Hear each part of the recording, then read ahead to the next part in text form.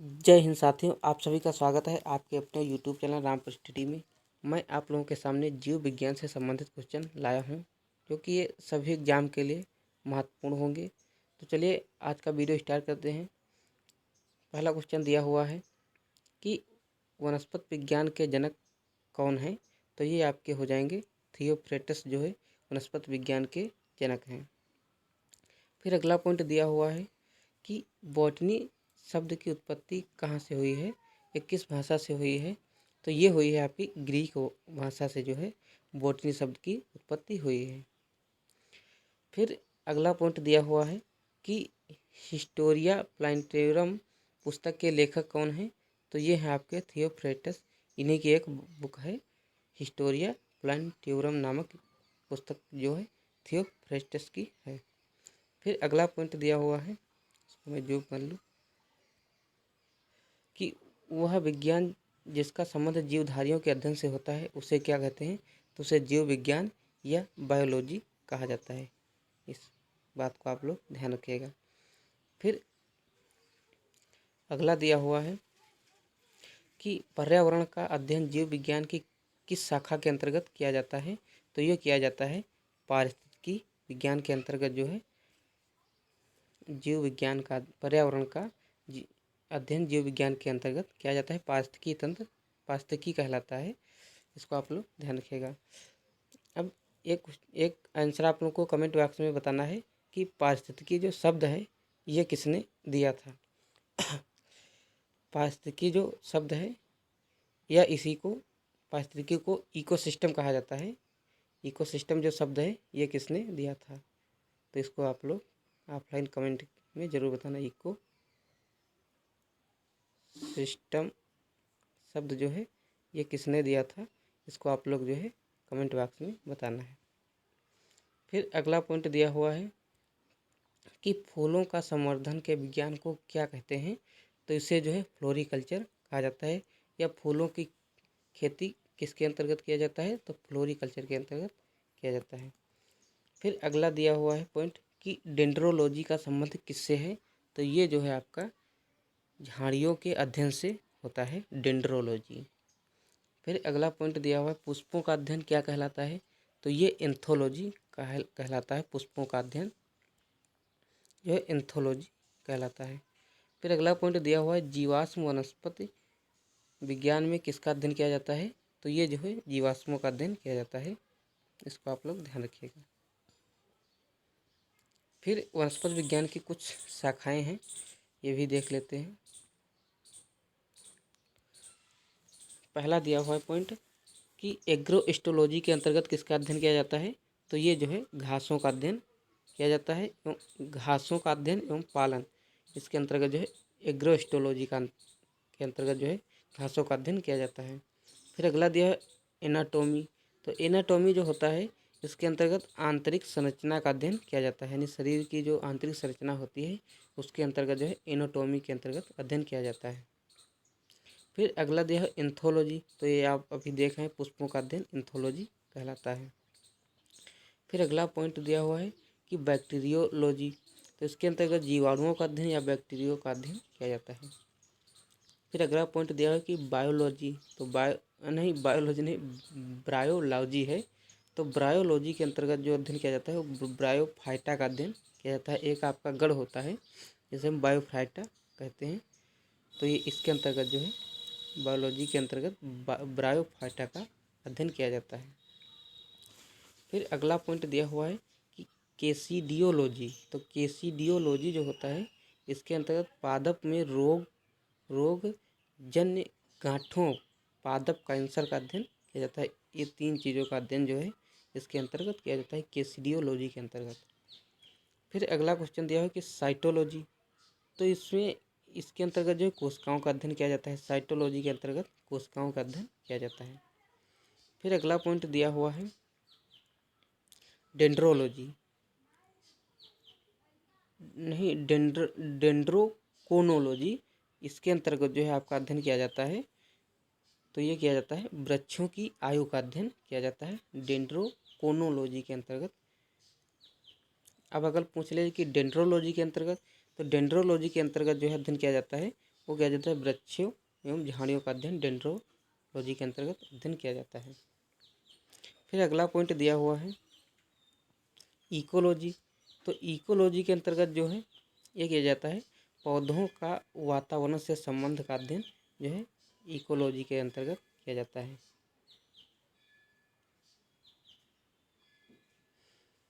फिर अगला पॉइंट दिया हुआ है इकोनॉमिक बॉटनी। तो इसके अंतर्गत आर्थिक महत्व के पौधों का अध्ययन किया जाता है इकोनॉमिक बॉटनी के अंतर्गत। फिर अगला पॉइंट दिया हुआ है कि एम्ब्रियोलॉजी। तो एम्ब्रियोलॉजी जो होता है ये भ्रूण का अध्ययन या युग्मक के निर्माण का अध्ययन इसके अंतर्गत किया जाता है। इसको आप लोग ध्यान रखिएगा। फिर अगला दिया हुआ है इथेनोबॉटनी। तो इस इथेनोबॉटनी जो होता है इसके अंतर्गत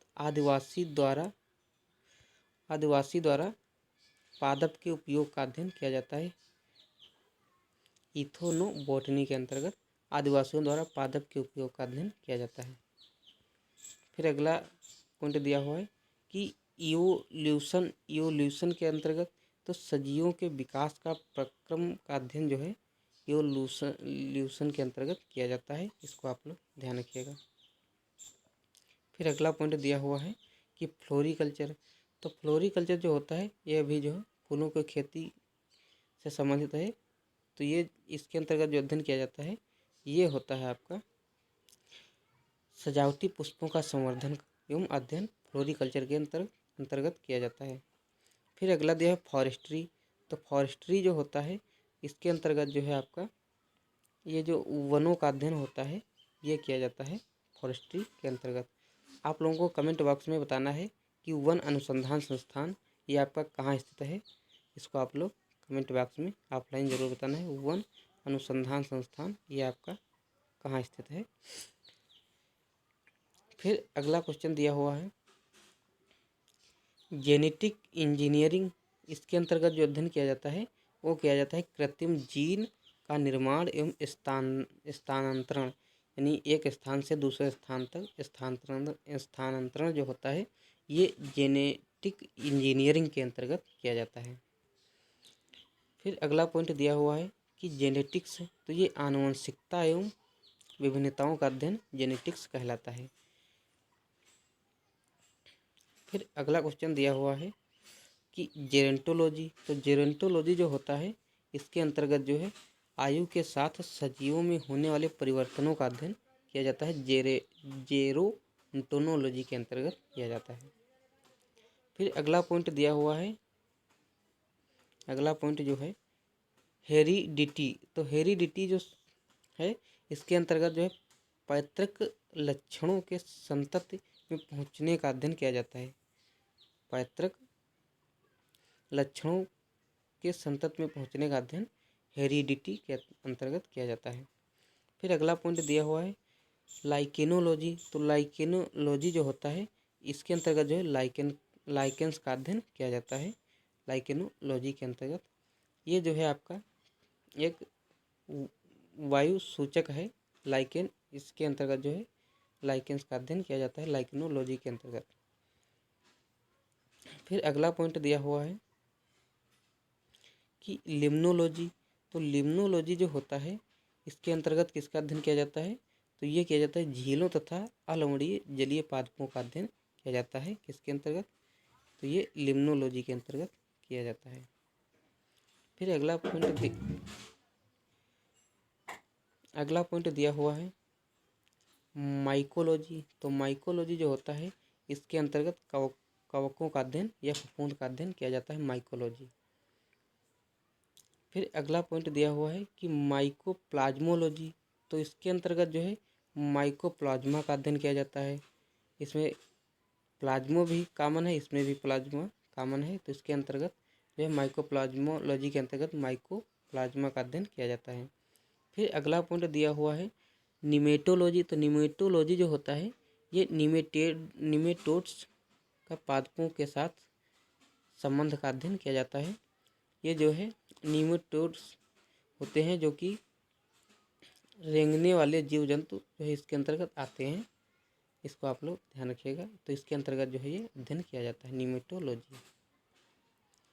फिर अगला पॉइंट दिया हुआ है एग्रोनॉमी। तो एग्रोनॉमी जो है फसली पादपों का अध्ययन एग्रोनॉमी कहलाता है, यानी खेती का अध्ययन इसमें किया जाता है। फिर अगला पॉइंट दिया हुआ है कि सिल्वीकल्चर। तो सिल्वीकल्चर जो होता है इसके अंतर्गत आपका जो है सिल्वीकल्चर जो होता है इसके अंतर्गत वन वृक्षों तथा उनके पादपों का संवर्धन का अध्ययन किया जाता है, सिल्वीकल्चर। फिर अगला पॉइंट दिया हुआ है पेलियो बॉटनी। तो पेलियो बॉटनी जो होता है इसके अंतर्गत जो है पादप जीवाश्मों का अध्ययन किया जाता है। फिर अगला पॉइंट दिया हुआ है पेलिनोलॉजी। तो इसके अंतर्गत जो है आपका पराग कणों का अध्ययन किया जाता है, इसको आप लोग ध्यान रखिएगा। फिर अगला क्वेश्चन दिया हुआ है पॉइंट नंबर कि पैथोलॉजी। तो पैथोलॉजी जो होता है इसके अंतर्गत पादप रोग व उनके उपचार का अध्ययन किया जाता है, यानी जो पादप जो वृक्ष होते हैं उनमें जो है रोग उपचारों का अध्ययन पैथोलॉजी के अंतर्गत किया जाता है। फिर अगला पॉइंट दिया हुआ है पीडोलॉजी। तो पीडोलॉजी जो होता है इसके अंतर्गत मृदा का अध्ययन किया जाता है, यानी भूमि का अध्ययन जो है पेडोलॉजी के अंतर्गत किया जाता है। भूमि नहीं, यहाँ पर मृदा यानी मिट्टी का अध्ययन जो है इसके अंतर्गत पेडोलॉजी के अंतर्गत किया जाता है।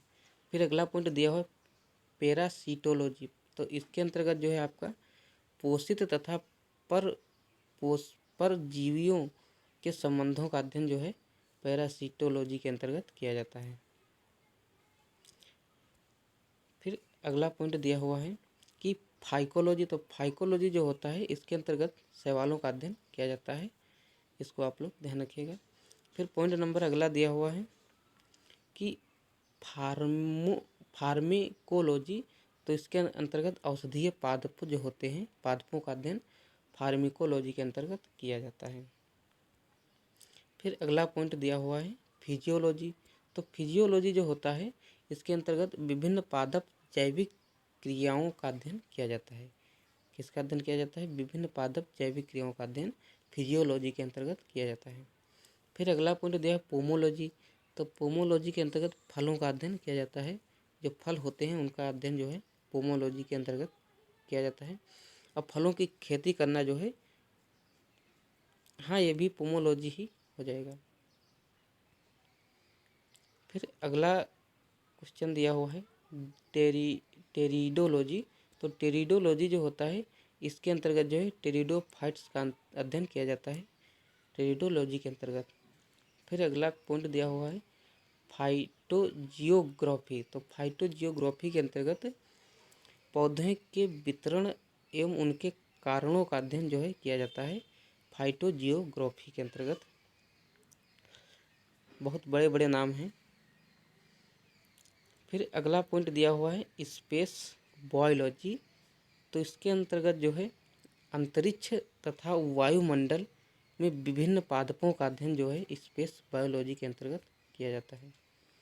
फिर अगला पॉइंट दिया हुआ है स्पर्मोलॉजी। तो स्पर्मोलॉजी जो होता है इसके अंतर्गत बीजों का अध्ययन किया जाता है, यानी स्पर्म का अध्ययन जो है स्पर्मोलॉजी के अंतर्गत किया जाता है। फिर अगला पॉइंट दिया है टेक्सोनोमी। तो टेक्सोनोमी के अंतर्गत पादप वर्गीकरण का अध्ययन किया जाता है। टेक्सोनोमी के अंतर्गत पादप वर्गीकरण का अध्ययन किया जाता है। तो ये थे कुछ महत्वपूर्ण जो है पॉइंट जीव विज्ञान से संबंधित। ये आप लोगों के कॉम्पिटिटिव एग्जाम के लिए महत्वपूर्ण होंगे।